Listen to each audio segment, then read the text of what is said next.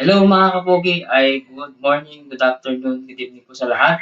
Ito po si Edward Laksina. Ayan, for today's video ay promote ko lang ang kanyang magpakailanman true story ay si John Andrew Skipper.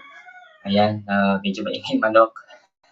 Pero guys, ayan, gusto ko lang i-promote kasi gusto ko din makatulong sa kanya dahil marami din naitulong sa akin si John Andrew, ang aking kaibigan, na dumami yung subscriber ko. Salamat. And mamaya po guys, meron po siyang magpakailanman true story. Ayan, mamaya po 8 p.m. Philippines time sa GMA7 po. Ayan, ano po ni Mark Heras bilang siya po yung gaganap bilang Andrew, John Andrew. And yan sa lahat po ng mga supporter po ni John Andrew. Maraming salamat po at pin-subscribe yung channel ko. And alam niyo guys, aabangan ko to talaga yung kanyang true life story. Talagang napakabuti niyang asawa, napakabuti niyang tawag nito, napakabuti niyang tao dahil sinuportahan niya hanggang dulo ang kanyang asawa. Alam ko, binabantayan ko din yung kanyang mga mga vlog niya, mga sa Facebook. Alam naman ni brother yan. Pero nagko-comment ako doon, ewan ko kung napapansin niya. And ayun, sobrang dami na. Almost 8 months to 9 months siya nag-stay sa St. Luke. Pero ayun, napanood ko rin yung video niya doon sa kay Ogie, kay Kuya Ogie. Grabe yung iyak nun talaga, yung mga binitawan niyang salita napakaganda. Dahil marami tayong natutunan doon dahil hindi habang buhay ay ganun na lang, hindi ka mawalan ng pag-asa dahil pinaglaban niya yung asawa niya dahil doon sa may sakit nga yung asawa niya. And nakuha pa niyang mag extra sa mga anak niya. Alam ko, napanood ko rin yung sa anak niya, nag-aaral sila. After sabi niya, 1 hour lang yung kanyang tulog minsan. Kaya bilib ako sa kanya. Talagang nalata talaga yung sa kanyang iBag. Pero gan pa lang, bilib ako sa iyo, Idol John Andrew Skimmer. Salamat ha. Napaka-blessing talaga. Mula nung nag-PNP ka, sabi mo sa akin dati, di ba sabi mo, brother, sabi ko, bigyan mo naman ako ng ano, ganyan-ganyan. Sabi ko, ay, binigyan ako, sabi niya. Pasensya ka na, Edward, sabi niya. Dito lang ako nag-ano, dito sa Baguio, sabi niya. Dito sa Baguio daw ako nag-video. Kaya, ayun, thank you pa rin ako kahit papaano. Kasi nga, dumami yung subscriber ko. Siyempre, dumami din yung followers ko. Kaya, very thankful ako kay brother John Andrew. John Andrew, maraming salamat sa'yo talaga.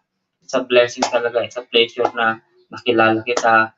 Ayan, basta wag niyong kakalimutan yung kanyang page, The Skimmer din. Tapos sa Facebook, sa YouTube, ganun din yung kanya kasi almost nagbo-boom na rin yung kanyang channel sa YouTube kasi almost from 3,000 naging ano yata, naging 10,000, 11,000 na siya ngayon, counting na siya kasi minomonitor ko din siya. Kaya congratulations sa brother, sana ano pa yan, mag-boom pa yan. And sana maayos na yung yung kalagayan ng asawa mo.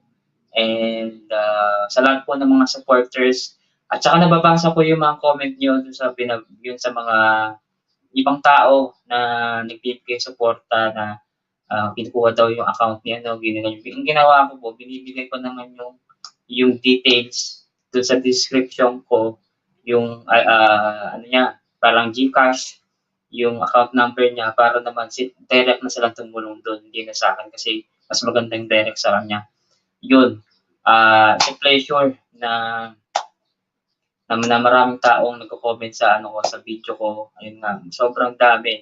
Kaya yung mga mababasa ko sa comment dahil kay Andrew Skimmer, sabi niya, i-subscribe na kita, sabi niya sa akin. Kaya ano yun, blessing sa akin yun, kahit 1 subscriber lang yun, napakahalaga yun kasi hindi lahat ng tao ay nanonood sa iyo. Kaya never stop na magpapasalamat ako kay John Andrew. John Andrew, maraming salamat kahit hinihintay ko yung message mo. Sana yung ibang tao na nag-message sa akin dinadirect ko na lang sa'yo para sila na yung bahala mag-ano sa'yo, mag-communicate sa inyo. Okay?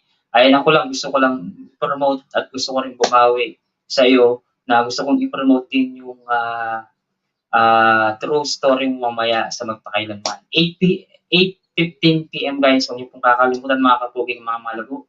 8:15 PM po. Ayan, promote ko na rin yung kanyang Magpakailanman story. Mamaya abangan natin to guys. Napakaganda at marami tayong matutunan dito. Okay? Hanggang dito na lang po ang video na to guys. Huwag niyo pong kakalimutan pag-subscribe aking channel, i-like, i-share, and subscribe. And also sa aking Facebook page, ay huwag niyo makakalimutan. Same din po yung pangalan ko, Edward Laksina. And yan po guys, maraming shoutout sa lahat ng mga nandyan. Hindi ko na kayo kailangang iisa-isahin. Sa lahat ng mga subscribers and followers po sa TikTok and sa Facebook. Maraming salamat po and nag-boom po yung aking video. And sana po guys, supportan nyo rin po yung aking video na to. Okay, maraming salamat po and thank you. God bless you all guys. And salamat ulit, brother and kaibigan ko na si John Andrew. And congratulations, sana may successful ng yung Magpakailanman True Story. Maraming salamat po guys and God bless.